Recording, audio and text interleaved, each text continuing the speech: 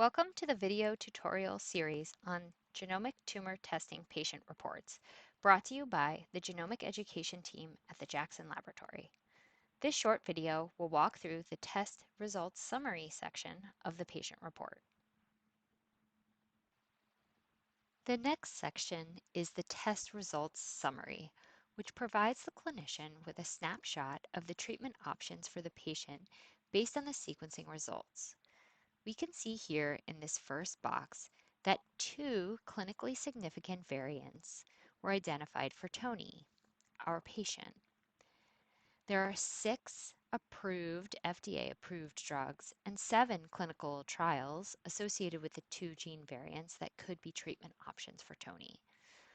There is additional information about immunotherapy markers that were also identified. However, we will focus on the clinically significant gene variants in this tutorial series. In the box below, labeled Clinically Significant Variants, you can see the name of the genes and the 2 specific variants identified in the first column, labeled Genomic Marker. For Tony, there are 2 gene variants, BRAF, the V600E variant, as well as P10, the A126D variant. For each of these genes, the variant is a single amino acid substitution in the protein, as protein indicated by the P before the variant name.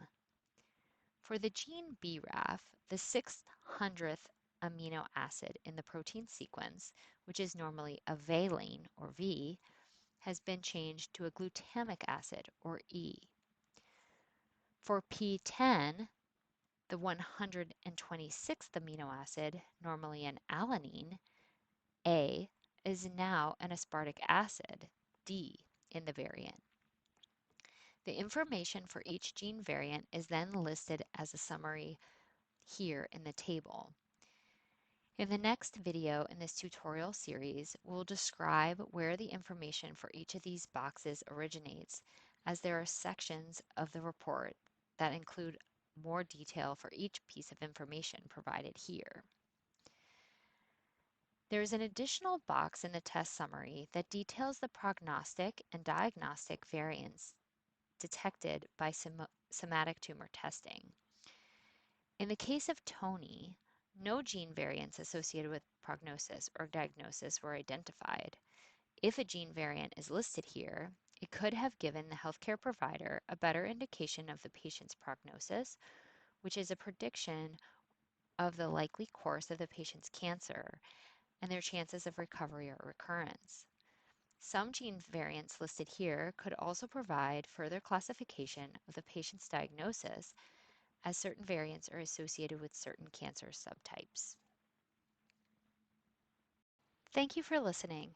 For more information on genomic tumor testing patient reports, continue watching the other videos in this series. Also, check out the other resources provided by Jack's Genomic Education on our website.